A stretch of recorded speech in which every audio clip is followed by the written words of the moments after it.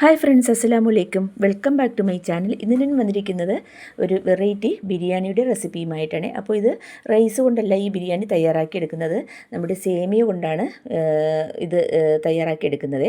അപ്പോൾ വളരെ ടേസ്റ്റിയും പെട്ടെന്ന് തയ്യാറാക്കിയെടുക്കാൻ പറ്റുന്ന ഒരു സേമിയ കൊണ്ടുള്ളൊരു ബിരിയാണിയാണിത്. അപ്പോൾ എല്ലാവരും ഒന്ന് സ്കിപ്പ് ചെയ്യാതെ കാണണേ. അപ്പോൾ നമുക്കിതെങ്ങനെയാണ് തയ്യാറാക്കിയെടുക്കുന്നതെന്ന് ഒന്ന് നോക്കണ്ടേ. വരൂ, അപ്പം നമുക്ക് വീഡിയോയിലേക്ക് പോകാം. അപ്പോൾ ഞാൻ ഈ ബിരിയാണി തയ്യാറാക്കാൻ വേണ്ടി ഒരു 1/2 കിലോയുടെ സേമിയ പാക്കറ്റാണ് എടുത്തിരിക്കുന്നത് കേട്ടോ. ഇത് ഞാൻ തമിഴ്നാട്ടിലെ ഒരു ഷോപ്പിൽ നിന്നും വാങ്ങിച്ചതാണ്. അവിടെയൊക്കെ സുലഭമാണ്. ഇവിടെയും ഹൈപ്പർ മാർക്കറ്റിലും പിന്നെ ഒട്ടുവിധ സൂപ്പർ മാർക്കറ്റിലൊക്കെ കിട്ടും. നമ്മുടെ ഉപ്പുമാവ് ഉണ്ടാക്കുന്ന സേമിയയിൽ നിന്നും കുറച്ചും കൂടി കട്ടി, എന്നാൽ പായസം ഉണ്ടാക്കുന്ന സേമിയയിൽ നിന്നും കുറച്ച് കട്ടി കുറവുമാണ്. അപ്പോൾ ഇവിടുത്തെ ഹൈപ്പർ മാർക്കറ്റിൽ കിട്ടും, നിങ്ങൾ തിരക്കിയാൽ മതി. അപ്പോൾ ഇത് കൊണ്ടാണ് ഞാൻ ഇന്ന് ബിരിയാണി തയ്യാറാക്കുന്നത്. അപ്പോൾ ഇത് തമിഴ്നാട്ടിലൊക്കെ ഒരു കല്യാണമൊക്കെ വന്നാൽ അവിടെ കാലത്തെ ഈ മട്ടൻ്റെ പായസമൊക്കെ വെച്ച് ഒരു ഇതുകൊണ്ടൊരു ബിരിയാണി തയ്യാറാക്കി എടുക്കും കേട്ടോ. അവർക്കൊക്കെ ഇത് മസ്റ്റാണ് കേട്ടോ. അപ്പോൾ നമുക്കിത് മാറ്റി വയ്ക്കാം. എന്നിട്ട് ബാക്കിയുള്ളതൊക്കെ ആദ്യം ചെയ്തെടുക്കാം. അപ്പോൾ അതിനുവേണ്ടി ഞാൻ ബിരിയാണിക്ക് ഡെക്കറേറ്റ് ചെയ്യാൻ വേണ്ടിയുള്ള ഉള്ളിയും പിന്നെ കിസ്മിസും അണ്ടിപ്പരിപ്പൊക്കെ ഒന്ന് വറുത്തെടുക്കുന്നുണ്ട് കേട്ടോ. അപ്പോൾ ഉള്ളി നന്നായിട്ട് ഒരു ലൈറ്റ് ഗോൾഡൻ ഷെയ്ഡ് ആവുന്നത് വരെ ഒന്ന് മൂപ്പിച്ച് കോരിയെടുത്തിട്ടുണ്ട്. ഇനി നമുക്ക് അതിനാവശ്യമായിട്ടുള്ള കിസ്മിസും അണ്ടിപ്പരിപ്പും ഒന്ന് വറുത്ത് കോരിയെടുക്കണം. അപ്പോൾ രണ്ടും കൂടി ഒത്തിട്ടാൽ മതി കേട്ടോ. കിസ്മിസ് നന്നായിട്ട് മൂത്ത് വീർത്ത് വരുന്ന സമയത്ത് നമ്മുടെ അണ്ടിപ്പരിപ്പ് നന്നായിട്ടൊന്ന് ഒരു ചെറിയ ലൈറ്റ് ഗോൾഡൻ കളറൊക്കെ ആയി കിട്ടും. ഇപ്പോൾ നോക്കിയേ, നമ്മുടെ കിസ്മിസും അണ്ടിപ്പരിപ്പും ഇവിടെ നന്നായിട്ട് മൂത്ത് വന്നിട്ടുണ്ട്. ഇനി നമുക്ക് അതും എണ്ണയിൽ നിന്നും കോരി മാറ്റാം. അപ്പോൾ ഇത് ഒന്ന് മാറ്റി വയ്ക്കാം കേട്ടോ. ഇനി നമുക്ക് ബിരിയാണി വയ്ക്കുന്നതിന് ആവശ്യമായിട്ടുള്ള ചിക്കൻ കഴുകിയെടുത്തിട്ടുണ്ട്. ചിക്കനിലും മട്ടനിലും ഒക്കെ ഇത് തയ്യാറാക്കിയെടുക്കാം, പിന്നെ ബീഫിലൊക്കെ തയ്യാറാക്കിയെടുക്കാം കേട്ടോ. ഞാനിവിടെ ചിക്കൻ ബിരിയാണിയാണ് തയ്യാറാക്കിയെടുക്കുന്നത്. അപ്പോൾ അത് ഒരു 1.5 കിലോ ചിക്കനുണ്ട്. അത് നന്നായിട്ട് കഴുകിയിട്ട് ഒരു സ്ട്രെയിനറിൽ വാലാൻ വേണ്ടി വെച്ചിട്ടുണ്ടായിരുന്നു കേട്ടോ. നന്നായിട്ട് ഊറ്റിയെടുത്തിട്ട് വേണം നമുക്കിത് വയ്ക്കാൻ. അപ്പോൾ ഇത് നമുക്ക് കുക്കറിൽ വേണം വെക്കാം, കുക്കറിലല്ലാതെയും വെക്കാം കേട്ടോ. അപ്പോൾ കുക്കർ വെച്ച് നന്നായിട്ട് ചൂടായി ഇതിലേക്ക് ആവശ്യത്തിനുള്ള വെളിച്ചെണ്ണ ഒഴിച്ചു കൊടുത്തു. വെളിച്ചെണ്ണ നന്നായിട്ടൊന്ന് ചൂടാവട്ടെ. അതിനുശേഷം നമുക്കിതിലേക്ക് 2 ടേബിൾ സ്പൂൺ ഇഞ്ചി വെളുത്തുള്ളി പേസ്റ്റോ ചതച്ചതോ ഏത് വേണമെങ്കിലും ഇട്ട് കൊടുക്കാം കേട്ടോ. എന്നിട്ട് അതിലേക്ക് ഒരു 2 ടീസ്പൂൺ പച്ചമുളകും കൂടി ചതച്ചത് ഇട്ട് കൊടുത്തു. എന്നിട്ട് അതിൻ്റെ പച്ചമുളകൊക്കെ ഒന്ന് മാറുന്നതിന് വേണ്ടി നന്നായിട്ടൊന്ന് ഇതുപോലെ ഒന്ന് ഇളക്കി കൊടുക്കാം. ചെറിയ തീയിലിട്ട് വേണം നമ്മളിതൊക്കെ ഒന്ന് വഴറ്റി ഒന്ന് എടുക്കാം കേട്ടോ. അപ്പോൾ ഇതിൻ്റെയൊക്കെ പച്ചമുളകൊക്കെ ഒന്ന് മാറി കിട്ടിയിട്ടുണ്ട്. ഇനി നമുക്ക് ഇതിലേക്ക് ഉള്ളി ചേർത്ത് കൊടുക്കാം. അപ്പോൾ സവാള തന്നെയാണ് ഇതിലേക്ക് ചേർത്ത് കൊടുക്കുന്നത്. അപ്പോൾ ഒരു മീഡിയം സൈസിൽ ഒരു 6 സവാള ഞാൻ എടുത്തിട്ടുണ്ട്. അത് സ്ലൈസായി അരിഞ്ഞതാണ്, അത് ഇട്ട് കൊടുത്തു. ഇനി ഉള്ളി പെട്ടെന്ന് വഴന്ന് കിട്ടുന്നതിന് വേണ്ടി നമുക്ക് ഉപ്പും കൂടി ഇട്ട് കൊടുക്കാം. അപ്പോൾ ഒരു 3/4 ടീസ്പൂണോളം ഉപ്പ് ഇട്ട് കൊടുത്തു. ഉപ്പ് വേണമെങ്കിൽ പിന്നീട് ഇട്ട് കൊടുക്കാമല്ലോ. അപ്പോൾ ഞാൻ ആദ്യം 3/4 ടീസ്പൂൺ ഉപ്പ് ഇട്ട് കൊടുത്തതിന് ശേഷം നന്നായിട്ടൊന്ന് ഇളക്കി കൊടുത്തിട്ടുണ്ട്. ഇനി നന്നായിട്ടൊന്ന് ഉള്ളിയൊക്കെ ഒന്ന് വഴന്ന് കിട്ടട്ടെ. അപ്പോൾ നമ്മുടെ ഉള്ളിയൊക്കെ ഏകദേശം ഒന്ന് വഴന്ന് കിട്ടി. ഈ സമയം ഒരു 5 ടൊമാറ്റോ, ഒരു മീഡിയം സൈസിലുള്ള ടൊമാറ്റോയാണ്, അത് ഇതുപോലെ സ്ലൈസായി അരിഞ്ഞത്, അതും കൂടി ഇതിലേക്ക് ഇട്ട് കൊടുക്കാം. എന്നിട്ട് എല്ലാം കൂടി നന്നായിട്ടൊന്ന് മിക്സ് ചെയ്യാം. അപ്പോൾ അതൊരു 2 മിനിറ്റൊക്കെ ആയപ്പോൾ ഉള്ളിയും നമ്മുടെ ടൊമാറ്റോയും ഒക്കെ നന്നായിട്ട് വഴന്ന് വന്നിട്ടുണ്ട്. ഇനി നമുക്കിതിലേക്ക് മസാലപ്പൊടികളൊക്കെ ഇട്ട് കൊടുക്കാം.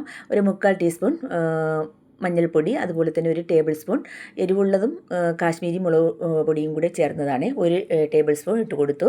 പിന്നെ അതുപോലെ തന്നെ ഒരു 3 ടേബിൾ സ്പൂൺ മല്ലി പൊടി ഇട്ട് കൊടുത്തു. ഒരു ടീസ്പൂൺ പെരിഞ്ചീരകം പൊടിച്ചത് ഇട്ട് കൊടുത്തു. അതുപോലെ തന്നെ ഒരു 1/2 ടീസ്പൂൺ ഗരം മസാലയും കൂടി ഇട്ട് കൊടുത്തേ.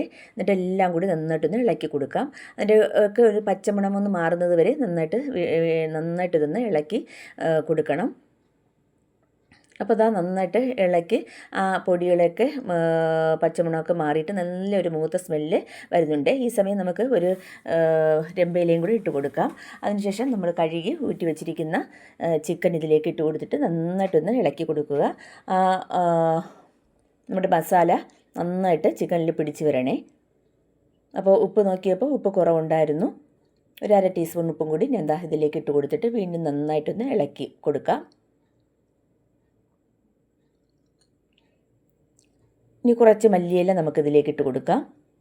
ഇനി ഞാൻ കുക്കറിലായതുകൊണ്ട് ചിലപ്പോൾ അടി പിടിച്ചാലോ, അതുകൊണ്ട് ഞാൻ 1 കപ്പ് വെള്ളം ഒഴിച്ച് കൊടുത്തു കേട്ടോ. നിങ്ങൾ ഒഴിച്ച് കൊടുക്കുമ്പോൾ 1 കപ്പ് ഒഴിച്ച് കൊടുക്കണ്ട, ഒരു 1/2 കപ്പാണ് ഒഴിച്ച് കൊടുത്താൽ മതിയാകും.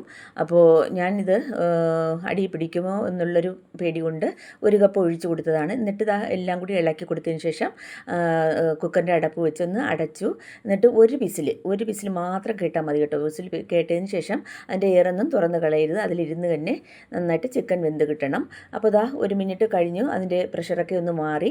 അതിനുശേഷം ഞാൻ കുക്കറിൻ്റെ അടപ്പൊന്ന് ഇളക്കി നോക്കി. അപ്പോൾ ഇതാ നോക്കിയേ, നമ്മുടെ ചിക്കൻ്റെ പരുവം ഇത് ഏകദേശം ഒരു അര പരുവം ആയിട്ടുണ്ട്. അപ്പോൾ അതിലുള്ള വെള്ളം ഞാൻ മാറ്റി കേട്ടോ. അപ്പോൾ 1 കപ്പ് വെള്ളം ഒഴിച്ചത് കൊണ്ടാണ് എനിക്ക് ഇത്രയും ഗ്രേവി കിട്ടിയത് കേട്ടോ. 1 കപ്പ് ഒരു ബൗളിൽ നിറയെ ഗ്രേവി കിട്ടി. അപ്പോൾ നമ്മൾ 1/2 കപ്പാണെങ്കിൽ നമ്മൾ ഇത്രയും നമുക്ക് ഗ്രേവി കിട്ടില്ല കേട്ടോ. അപ്പോൾ നിങ്ങൾ 1/2 കപ്പ് വെള്ളമൊക്കെ ഒഴിച്ചാൽ മതി. എന്നിട്ട് ഇതാ നമ്മുടെ സേമിയ ഞാൻ ഇത് കട്ട് ചെയ്തെടുത്തു. എന്നിട്ട് ഇത് അളന്ന് വേണം നമുക്ക് ഇതിലേക്ക് ഇട്ട് കൊടുക്കാൻ കേട്ടോ. അപ്പോൾ ഗ്രേവി എടുത്ത അതേ ബൗളിൽ തന്നെ ഞാൻ 1 കപ്പ് ആദ്യം അളന്നിട്ട് കൊടുത്തു. നമ്മൾ ഇത് സേമിയ ചേർത്തതിന് ശേഷം ചൂടുവെള്ളമോ ഒന്നുമല്ല ഒഴിച്ച് ഇത് വേവിച്ചെടുക്കുന്നത്. നല്ല കട്ടി തേങ്ങാപ്പാലിലാണ് വേവിച്ചെടുക്കുന്നത് കേട്ടോ. അപ്പോൾ തേങ്ങാപ്പാൽ എത്ര ചേർക്കുന്നുവോ അത്രയും നല്ല ടേസ്റ്റ് ആയിരിക്കും കേട്ടോ. അതുകൊണ്ടാണ് ഞാൻ പറഞ്ഞത് ചിക്കനിൽ വെള്ളം ചേർക്കുന്നുണ്ടെങ്കിൽ ഒരു 1/4 ഗ്ലാസ്സോ 1/2 ഗ്ലാസ്സോ ചേർത്താൽ മതി. അപ്പോൾ എനിക്ക് 1 കപ്പ് ചേർത്തത് കൊണ്ടാണ് നമുക്ക് ഇത്രയും ഗ്രേവി കിട്ടിയത് കേട്ടോ. എന്നിട്ട് ആ ഗ്രേവി ഞാൻ അതിൽ നിന്ന് ഊറ്റിയെടുത്ത്, എന്നിട്ട് നമുക്കിതിൻ്റെ കറക്റ്റ് അളവ് അറിയണം. അപ്പോൾ 1 ബൗള് സേമിയയ്ക്ക് അല്ലെങ്കിൽ കപ്പിൽ ഏത് ഇതിലാണ് അളന്നെടുക്കുന്നത് അതിൽ 1.5 കപ്പാണ് നമുക്ക് തേങ്ങാപ്പാൽ ആവശ്യം കേട്ടോ. അപ്പോൾ ഞാൻ ഇതിൽ 2 കപ്പ് സേമിയ എനിക്ക് ഇട്ട് കൊടുത്തു. അതുകൊണ്ട് 1 കപ്പ് എനിക്ക് ഗ്രേവി ഞാൻ ഒഴിച്ചു. എന്നിട്ട് 2 കപ്പ് തേങ്ങാപ്പാലും ഒഴിച്ചു. അപ്പോൾ വെള്ളം കുറവുണ്ടായിരുന്നെങ്കിൽ നമുക്ക് 3 കപ്പ് തേങ്ങാപ്പാലൊക്കെ ഒഴിച്ച് കൊടുക്കാമായിരുന്നു. അപ്പോൾ ഇത് ഗ്രേവിയുടെ 1 കപ്പ് ഉണ്ടായിരുന്നു, അതും ഒഴിച്ച് കൊടുത്തിട്ട് 2 കപ്പ് തേങ്ങാപ്പാലും ഒഴിച്ച് കൊടുത്തു. അപ്പോൾ 2 കപ്പിന് 3 കപ്പ് എന്ന കണക്കാണ് ഇതിലേക്ക് ഒഴിച്ചു കൊടുക്കേണ്ടത്. അപ്പോൾ ഒഴിച്ചു കൊടുത്തതിന് ശേഷം ഞാൻ നന്നായിട്ട് ഇളക്കി ഒന്ന് യോജിപ്പിച്ചു. പിന്നെ ഇതിലേക്ക് ആവശ്യത്തിന് കുറച്ച് കുരുമുളക് പൊടിയും അതുപോലെ തന്നെ ചെറിയ ജീരകവും പൊടിച്ചതാണ്. അത് 1 ടീസ്പൂൺ കുരുമുളക് പൊടിയും അതുപോലെ തന്നെ 1/2 ടീസ്പൂൺ ചെറിയ ജീരകവും കൂടിയാണ് ഞാൻ ഇതിലേക്ക് ചേർത്തത്. ചെറിയ ജീരകം ഇതിൽ കൂടുതൽ ചേർക്കരുത് കേട്ടോ. പിന്നെ നിങ്ങൾ ക്വാണ്ടിറ്റിക്ക് അനുസരിച്ച് കൂട്ടുകയൊക്കെ ചെയ്യാം. അപ്പോൾ ഈ അളവിന് ചേർക്കുന്നതെങ്കിൽ ഒരു 1/2 ടീസ്പൂൺ ചെറിയ ജീരകം ചേർത്താൽ മതിയേ. അപ്പോൾ ഞാൻ ഉപ്പ് നോക്കിയപ്പോൾ കുറച്ച് ഉപ്പിൻ്റെ കുറവുണ്ടായിരുന്നു. ഒരു 1/2 ടീസ്പൂൺ ഉപ്പും കൂടി ഇട്ട് കൊടുത്തിട്ട് എല്ലാം കൂടി നന്നായിട്ട് വീണ്ടും ഒന്ന് മിക്സ് ആക്കി എടുത്തേ. ഇനി നമുക്കിതൊന്ന് അടച്ച് വെച്ചിട്ട് ഹൈ ഫ്ലെയിമിലിട്ട് 1 വിസിൽ ഒന്നും കൂടി കേൾപ്പിച്ചെടുക്കണം.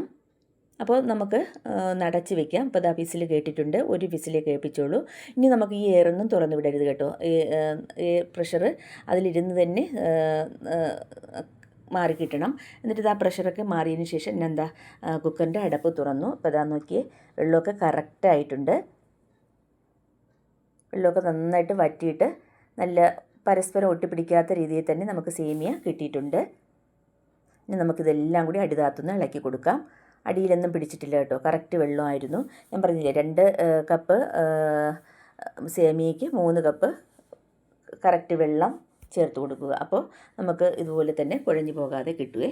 ഇനി നമുക്ക് ഈ കുക്കറിൽ നിന്നും വേറൊരു കടായിലേക്ക് മാറ്റി കൊടുക്കുക. അപ്പോൾ അടുപ്പിൽ വെച്ചിട്ട് ഒന്ന് ചൂടാവുമ്പോൾ നമുക്കിതിലേക്ക് 2 ടീസ്പൂൺ നെയ്യ് ഒഴിച്ചു കൊടുക്കാം. നമ്മൾ ആദ്യം നെയ്യൊന്നും ഒഴിച്ച് കൊടുത്തിട്ടില്ലായിരുന്നല്ലോ, വെളിച്ചെണ്ണയിലല്ലേ നമ്മളിത് തയ്യാറാക്കിയെടുത്തത്. അപ്പോൾ 2 ടീസ്പൂൺ നെയ്യ് ഒഴിച്ച് കൊടുത്തു. എന്നിട്ട് കുക്കറിലിരുന്ന സേമിയയും ചിക്കനും കൂടി ചേർന്നത് ഇതിലേക്ക് തട്ടി കൊടുത്തു. അതിനുശേഷം നന്നായിട്ടൊന്ന് നിരത്തി കൊടുക്കാം. എന്നിട്ട് അതിൻ്റെ മീതെയും കൂടി ഒരു 2 ടീസ്പൂൺ നെയ്യ് ഒഴിച്ച് കൊടുക്കാം. നെയ്യും കൂടി ഒഴിച്ച് കൊടുത്തതിന് ശേഷം വീണ്ടും ഒന്ന് അടിതാഴ്ത്തുനിന്ന് ഇളക്കി കൊടുക്കാവേ. എല്ലാ സ്ഥലത്തും ഒന്ന് ആ നെയ്യൊക്കെ ഒന്ന് എത്തിപ്പെടാനാണേ. അപ്പോൾ നെയ്യ് ഒഴിച്ചതിന് ശേഷം നന്നായിട്ട് ഒന്ന് ഇളക്കി കൊടുത്തു. നന്നായിട്ടൊന്ന് നിരത്തി കൊടുത്തതിന് ശേഷം ഇതിൻ്റെ മീതയിൽ കൂടി കുറച്ചും കൂടി നെയ്യ് ഒഴിച്ച് കൊടുക്കാം. ഒരു 2 ടീസ്പൂണോളം വീണ്ടും നെയ്യ് ഒഴിച്ച് കൊടുക്കുകയാണേ. ഇനി നമുക്ക് നേരത്തെ വറുത്ത് കോരി മാറ്റി വെച്ചിരിക്കുന്ന കിസ്മിസും അണ്ടിപ്പരിപ്പും സവാളയും കൂടി ഇതിലേക്ക് ഇട്ട് കൊടുക്കാം. അപ്പോൾ അതിന് മുമ്പായിട്ട് ഒരു പിടി മല്ലിയിലയും കൂടി ഇട്ട് കൊടുക്കാം. എന്നിട്ട് ഈ കിസ്മിസും അണ്ടിപ്പരിപ്പും ഇതുപോലെ തന്നെ എല്ലാ ഭാഗത്തും ഒന്ന് സ്പ്രെഡ് ചെയ്ത് കൊടുക്കുക.